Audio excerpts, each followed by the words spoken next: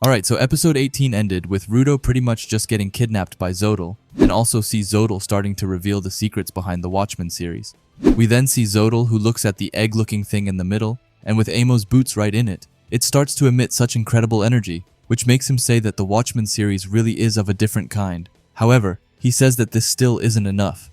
After that, we get over to Rudo, who's just super confused, and asks what he means with Watchmen series. Rudo asks if these gloves that he has, if those and Amo's boots all belongs to Zodal. He then thinks about it again, and remembers that Zodal said the word series, and asks how many there are. After that, he gets into his own head, and starts to wonder why something created from the depths was in Regto's hands. We then see Chthoni by the side, who thinks that she is curious about Rudo. Zodal then speaks up, and says that if he isn't mistaken, Rudo didn't know what a Jinky was until he came to the depths, calling it strange that a sky person doesn't know about a Jinky, not to mention how a sky person has a part of the Watchmen series, also being a giver to that Watchman series and yet somehow still stay sane.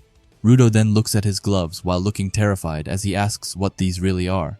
Zodal then looks manic as he says that they are everything, explaining that the Watchmen series is supposed to be worn by only one person, telling Rudo that if he's used them, then he would know it, saying that the massive amounts of energy within them were made by one and only one person, and saying that if he somehow managed to live, then imagine how strong he would become. He also says that as a human, if they have something that makes them fulfilled, strong thoughts of insanity will slowly and surely be ingrained in their bodies. Rudo then clenches his fists, and says that he's had them for a long time now, and he is far from crazy. Zodal says that he is right, and that people like them have dealt with the Watchmen series normally, explaining that, as a person, important parts of them have been left behind somewhere else. This makes Rudo think about when he used to be bullied and stuff like that. However, just then, Zodal's voice gets louder as he asks Rudo why he is getting wistful, saying that it's thanks to those happenings they get to use this overwhelming power after all, and he then starts looking super wild. He tells Rudo that he's sure that he's interested in why he's easily able to use the Watchmen series. What would happen if a person were to wear every part of the Watchmen series? For their purposes, they need to know and they need to experiment to get there. He then reveals that for insurance he has made imitations of the Watchmen series, but they were all failures. But failure does not necessarily lead to pointlessness, as the failed Watchmen series made a core, and above that it made Jinky as offerings in order to evolve, resulting in this feckled beast which is the egg-looking thing. Zodal stands in front of it, and says that this is the accumulation of those experiments, the friends that he's made along the way. It was all for this very moment to bring down the heavens. After that we see the huge trash beast that they are currently in. It's starting to get ready to get off the ground. Zodal then says that the freckled beast that they are on right now will pass through the barrier, telling Rudo that he should have figured it out by now, asking him who is alive and who is dead, and that there's no point in weather forecasts anymore, as a great trash storm is coming. However, all of this talk about trash beasts and such has gotten one person super excited, and we see that it's Gita who finally gets out of her hiding spot, and she looks super ecstatic as she has realized that they are inside a trash beast, and is totally amazed by it. She then jumps up and says that it's a battle of monsters. Rudo just looks super shocked and asks when she was here. We then get to Engine and Fu, and the whole ground around them starts to shake, and Engine wonders if this is an earthquake. Meanwhile, Fu screams out that this is bad, asking Zodal to please wait a little longer, as he hasn't even started fighting yet. Engine then asks if all of this shaking is Fu's boss is doing. Fu says that he's right, and that he has to hurry right away, saying that this is why he wanted to start the fighting first. Engine just looks at him intensely, but doesn't say a word. After that, the earthquake starts to calm down, but just then, Engine starts to walk the other way from Fu. Fu is super caught off guard, and asks him why he started to walk away. Engine tells him that even if he stays here, nothing will get started, and says that he's going to look for his friends. This makes Fu look worried as he says that it would be a big problem for him, and tells Engine to hold it. However, he doesn't stop, and this forces Fu to scream out, saying that he will start and that he can do it alone, and this makes Engine look super annoyed, and after that, he just says no. He looks back at Fu and tells him that unless he figures out the way to exit this place and all of his friends' whereabouts, he isn't feeling like fighting at all. This makes Fu break as he tells Engine that he can get out easily by using his Jinky to destroy the walls here, saying that after all, they are inside a trash beast. Hearing this makes Engine pull a super funny face as he asks if they really are inside of a trash beast, and he can't even believe it. Fu then just looks more and more worried, and says that he doesn't know exactly where his friends are, but that with the information he has given him, they can start fighting now. However, Engine just tells him that he isn't fighting. We then get over to Bundus, where we see that they are also feeling the earthquake, and he wonders if this isn't a little too early, saying that there's still a lot of stuff to hear about.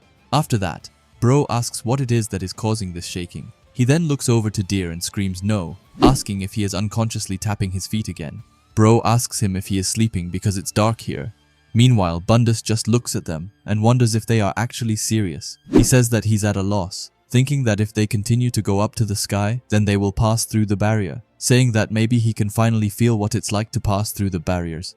Anyway, Bro overhears this and asks what he means with the sky, asking if the trash beast that they are inside of will take them straight to the sphere. Bundus then looks shocked and says that they are all cleaners, but that they had no idea. Bro then looks super shocked, but that's when Deer goes right in front of him and calls out his jinky called Centralian. We then get back to Engine, who apologizes to Fu, saying that their specialty isn't humans, telling him that although he has a lot of questions he wants to ask, he doesn't have time for that now. We then get this awesome looking 3-spread panel with Gita, Engine, and Deer, saying that they should start cleaning. We then get back to Bundus, who asks Bro and Deer what they are doing, and we then see them hitting this awesome looking double pose, and Bundus says that suddenly they are ready to play.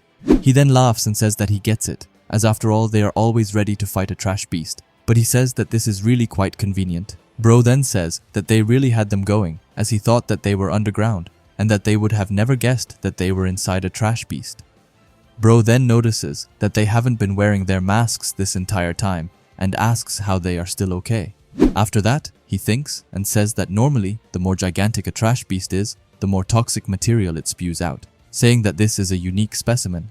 Bundus then jumps away from his seat and says that if they don't pick up the pace a bit, then they are all literally going up to heaven.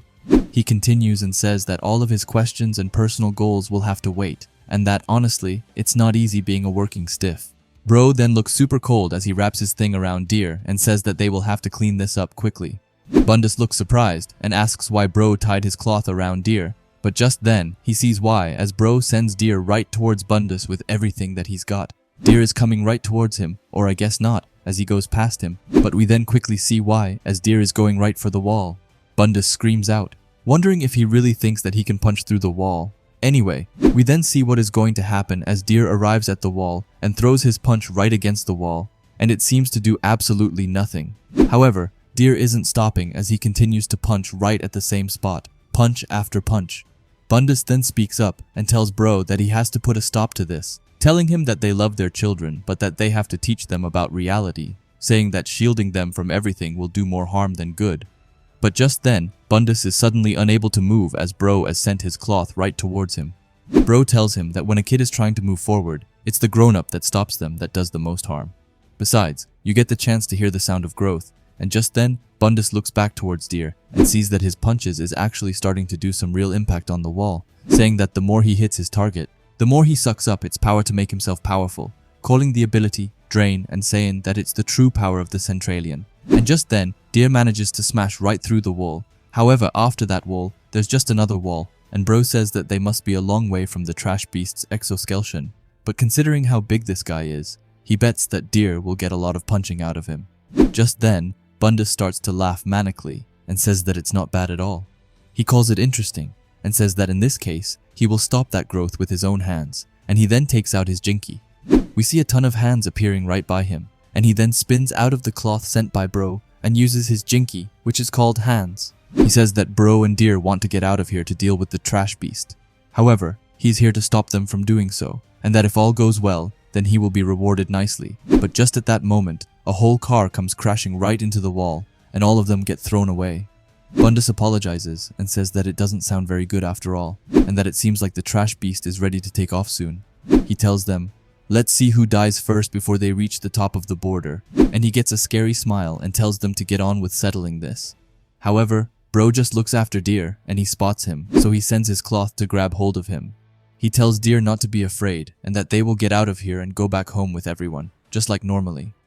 This makes Deer look super pumped up, but then Bundus comes and says that he said that he would be stopping them from doing so, and he then comes rushing right towards them with his hand spinning right around him. But suddenly the car from earlier comes and they get right into it, and they all take their own seats in the car while looking super surprised. Bundus then screams for Bro to get out of the way as a big looking item is coming towards them.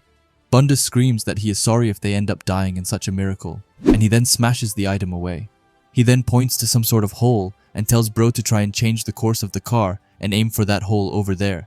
Bro just tells him to stop saying stupid things, as he got them here in the first place. But then he throws his cloth to some sort of pipe and manages to change direction flawlessly and goes right towards the hole where they can spot both Engine and Fu. They all look at each other in complete shock, and Bro asks Engine why he is here. Bundus then spots Fu being on the ground and asks him what he is doing rolling around in a place like this, not to mention that he asks Fu why he hasn't defeated his opponent yet. Fu looks sad as he says that he can't, as Engine won't attack him at all, and Bundus just looks disappointed. But Fu explains that Engine told him that if Fu told him about this place, then he would point his jinky at him and attack him. But in the end, he ignored him and went to look for his friends, begging Engine to just show him any sign of fighting, but Engine once again refuses to do so. After that, Bro calls out for Engine and tells him that they don't have much time and that they have to get out of here soon or else they will die. Engine looks completely lost, but Bro says that these guys with their trash beast plan on passing through the border along with them, saying that people will die if they pass through the border. Engine's eyes then light up as he thinks that it means that Rudo might be able to return to the sphere. Bro just looks at him, shocked, wondering if he is serious. Anyway, they then start to walk, and Bro asks if the others are aware of this, and says that they need to let them know, but he wonders just how they should do it. Then suddenly, Deer points to their collars on their necks, and we then see Semyu, who says that she is connected, and she asks if everyone is okay and what the situation is looking like. Engine is in shock by how caring she is, but she tells him to stop with his nonsense and explain it right away. After that, he tries his best to explain everything, but it doesn't go really too well. However, he says that it seems like if this keeps up, then they will pass through the border and end up dying. Semyu just says that they are all cleaners, and that they should go and clean up this trash beast and just get out, also calling them all useless for getting kidnapped when they were trying to follow after them, but Engine just refuses to accept it. Semyu then tells him that there's one more thing, and says that it's not like they are underground, so she asks him why she couldn't contact them through the chokers. Engine says that he has no idea, and that he was under the impression that they were underground. Suddenly, Engine can feel something, and he looks towards the car and sees Bundus staring intensely at him with a super creepy smile. Engine then tries not to think about it and asks Semyu if she can contact Zanka and Rio, but she says that she can't. And Engine then says that another problem just showed up. He says that they will try and get out of here as quickly as possible with everyone along with him. Semyu then tells him that he has no idea where he is, saying that on top of that, the chokers aren't working properly, and asks what his plan is. Engine, however, says that the name Engine was given to him by someone that he owes a lot to, and that it comes from an ancient word meaning fated one, explaining that he will act as a symbol and bring everyone together. After all, umbrellas tend to stand out. Semyu says that she's got it, and says that everything is in his hands now. She also says that they should be on the way as they speak, and that they just confirmed their whereabouts with the explanation earlier. Because of that, the boss has just got information from outside sourced, and has cleared up all doubts, explaining that the supporters right now are heading right towards them, and we then see Grizz, who is driving the car with everything that he's got.